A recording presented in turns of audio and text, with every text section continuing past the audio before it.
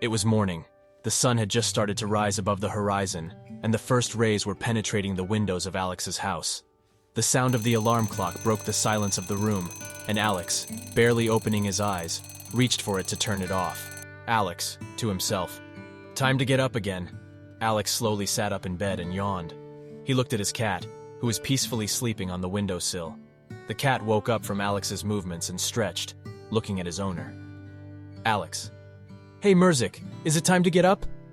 Murzik meowed in response and jumped down to the floor, getting ready for another day.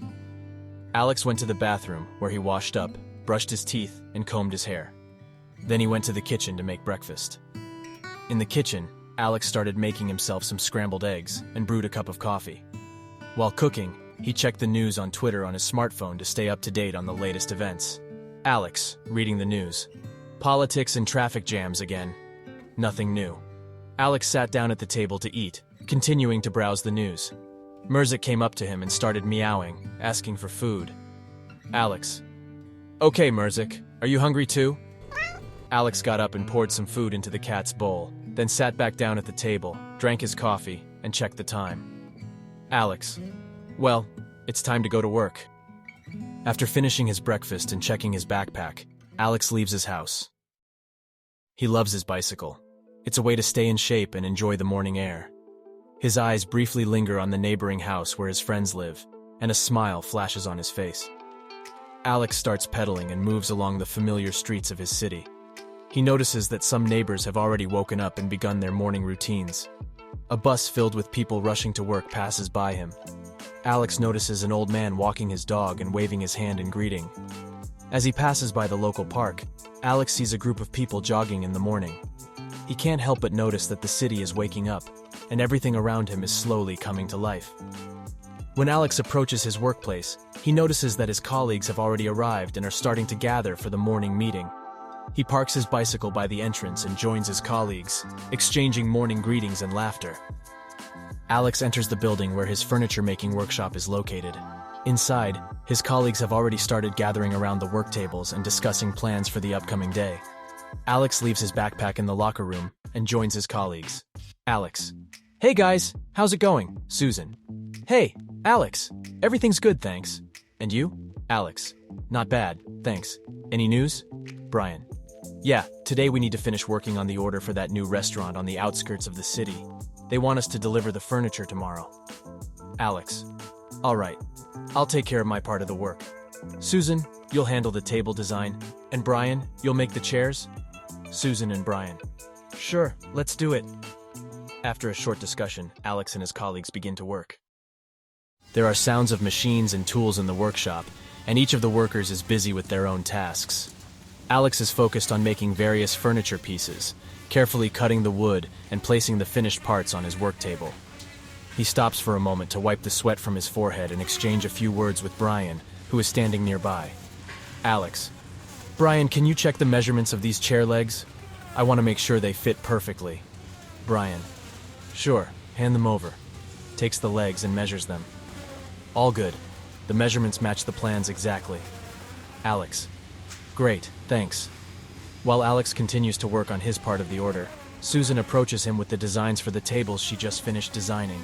They discuss the materials and construction details together to ensure that the client will be satisfied with the result. Susan. Alex, here are the designs for the restaurant tables. What do you think? Alex examines the designs. Very cool. I think they will look great. What materials did you choose? Susan. I was thinking of using solid oak for the tabletops and metal legs to give the tables a modern look. Alex. Sounds great. Let's do it that way. The work in the workshop continues, and the colleagues work together like a well-oiled machine. They pay close attention to the quality of their work, striving to make the furniture the best it can be. When lunchtime comes, Alex and his colleagues head to the common cafeteria, where each of them takes out their food and takes a seat at the table. They begin to eat, discussing their plans for the evening and the weekend. Brian. So, Alex, how's your programming learning going? Can you create your own game yet? Alex laughs. Well, for now, I'm just getting the basics down, but who knows? Maybe someday I'll make my own game. Susan. I heard you love motorcycles. Are you planning on getting one? Alex. Yeah, I really like motorcycles, but for now, I'm not ready to buy one. Maybe in the future. John. Well, if you do, you have to show us, okay? Alex. Definitely. Smiles. The conversation continues, and colleagues discuss their dreams and ambitions, desires to visit different countries, and interests outside of work. Time flies by quickly, and soon they have to return to their workstations to finish the orders and fulfill their duties. Alex comes home after work. He takes off his shoes and jacket, then goes to his room. Murzik, his cat, approaches him and purrs, asking to be petted. Alex. Hi, Murzik. How was your day? Alex pets Murzik, who happily accepts the attention. Then Alex checks his email on his computer. He sees several emails from colleagues and friends, as well as several promotional messages. Alex, to himself. Let's see what's in here. Oh, an email from Bob. What did he send me? Alex opens an email from his friend Bob, who sent him an interesting article about the latest news in the world of technology. Alex. Interesting. This new technology could change the world of programming. Alex continues to browse his email, responds to a few messages, and then turns to his hobby, programming. He works on his project, chats with colleagues online, and shares his ideas. Alex. I hope this feature will work the way I want it to. Okay, let's try it.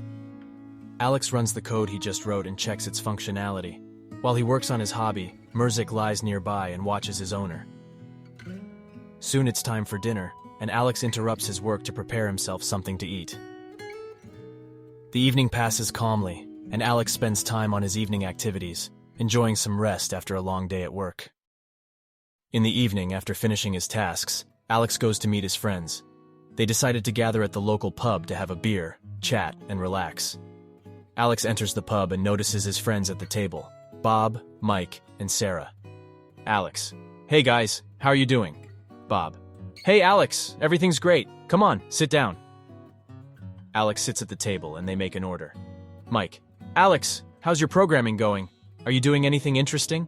Alex. Well, I'm working on a project. I hope it turns out to be something cool. How about you guys? Sarah. Mike and I just came back from a trip to the mountains.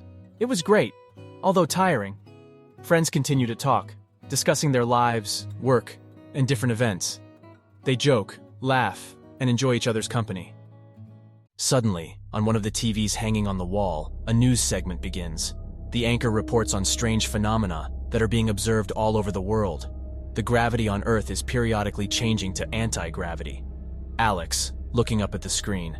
Guys, look at this. What's happening? Everyone pays attention to the TV and starts discussing what is happening. They express their surprise and concern. Bob, staring at the screen. What the hell is this? Is this some kind of joke? Mike. I don't understand how this is possible. Gravity can't just change to anti-gravity. Is this some kind of glitch in the laws of physics? Sarah. Maybe it's just some error in the measurements. That happens sometimes. Alex.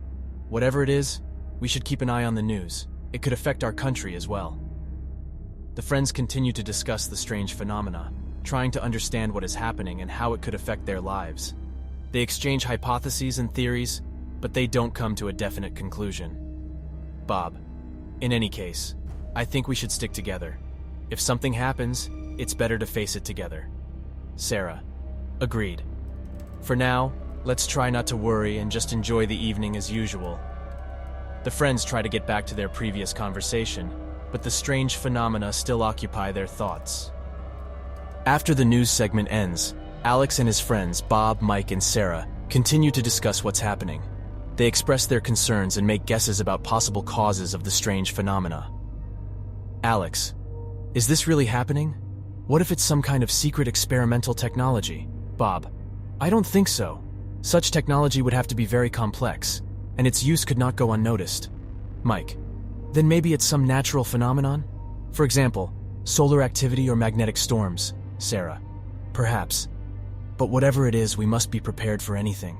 There is so much unknown in the world.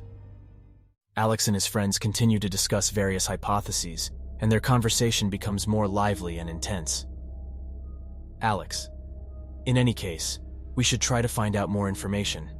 Maybe we can find something on the internet or ask other people. Bob. Good idea, Alex.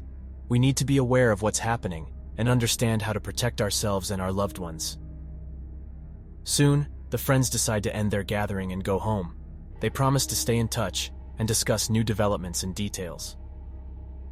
Sarah, let's keep each other informed. If anything happens or we learn something new, we'll let each other know right away. Alex, Bob, and Mike. Agreed. Alex, well guys, it's time to go. Let's stay in touch. If you find out anything, don't forget to let me know. Bob, of course, Alex. See you later. Mike, bye, Alex. Good luck. Sarah, bye and be careful on the road. Alex smiles and waves goodbye to them, then heads home.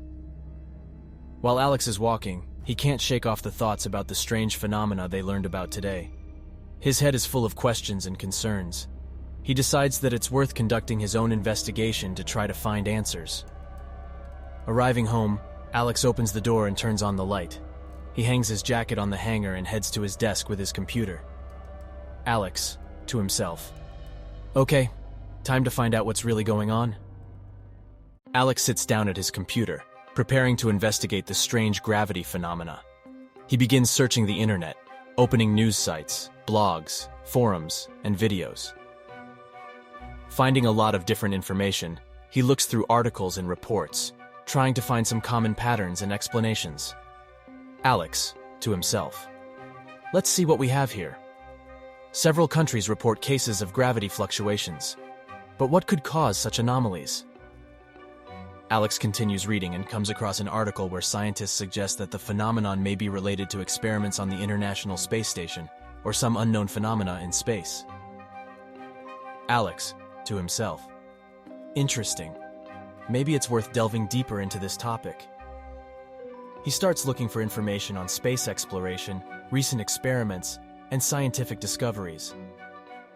However, much of the information is not available to the general public, and Alex hits a dead end. Alex, to himself, frustrated.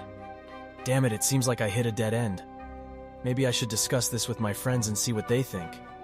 He pulls out his phone and sends a message to the chat with Bob, Mike, and Sarah, suggesting to have a video call to discuss everything together. Alex, writing the message. Guys, I've been looking for information on these strange gravity phenomena. I have a couple of ideas and I'd like to discuss them with you. Maybe we could have a video call tomorrow morning? While Alex is waiting for a response from his friends, he decides to write down his observations and thoughts about the gravitational anomalies. He opens a text editor on his computer and begins typing. Alex, to himself. All right, let's organize all this information so it's easier to discuss with my friends.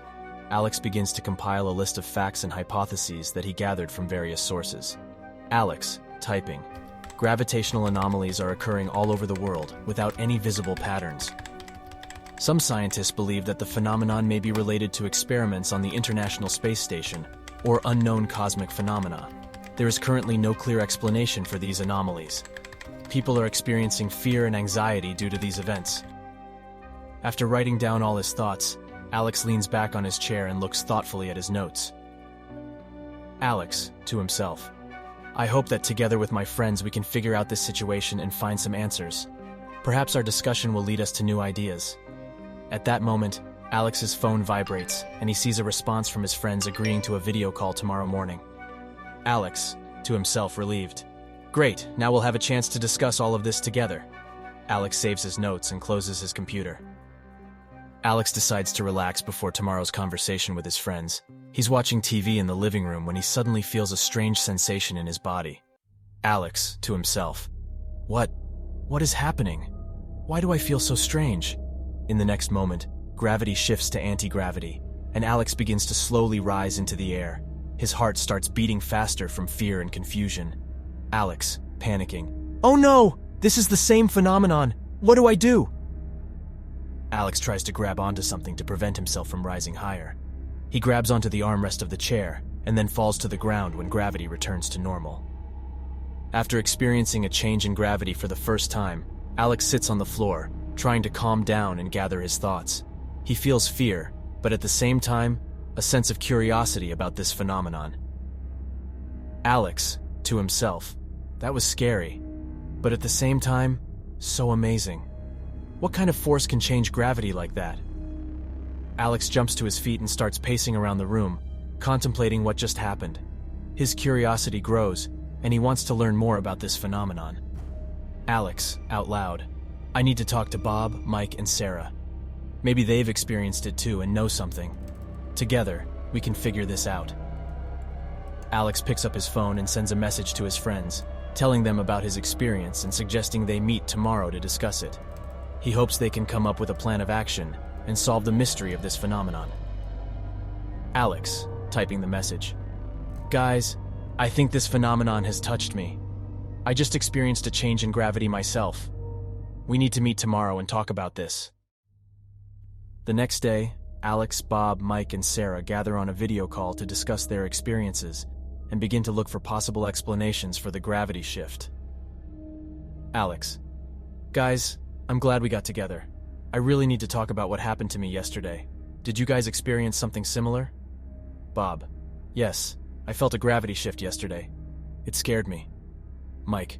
I also had such an experience. It was a strange and scary feeling. Sarah. I also felt it. We need to find answers to our questions. During the video call, there is suddenly a second wave of gravity shift, which is stronger and longer than the previous one. All four friends stick to the ceilings of their rooms. Alex, in shock. What's happening? It's happening again. Bob. Oh no, it's happening again, and this time it's stronger. Mike. We need to take urgent action. This is becoming dangerous. Sarah. Look outside. People and cars are flying up. They all look out of their windows and see people and cars rising up into the air. Some people try to grab onto something, while others are under shelter and relatively safe. Alex, we need to understand this phenomenon and help people. We cannot stand aside. Bob, agreed. For now, we need to gather all available information on gravitational anomalies and try to find possible explanations. Sarah, let's first check the news and search the internet for information on what's happening in other parts of the world. Mike, and let's try to contact experts in gravity. Maybe they know what's causing these anomalies. The friends still stuck to the ceiling continue to search for information and discuss the situation. Suddenly they feel a slight earthquake or tremor that makes the buildings shake. They all feel scared and puzzled. Alex, nervously. What now? An earthquake. Bob, this can't be a coincidence. Something serious is happening and we need to figure it out. Sarah, panicking. This is only making things worse. We need to act as quickly as possible. Mike, but first we need to get back to the floor. Hopefully gravity will return to normal soon. The friends continue the discussion with difficulty, trying to maintain their calm and rationality. They realize that with each passing minute, the situation becomes more serious and dangerous.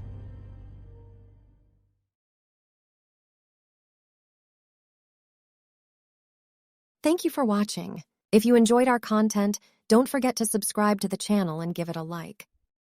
You can also support the development of the channel. All the information is in the video description. Check out the NFT collection for this story as well.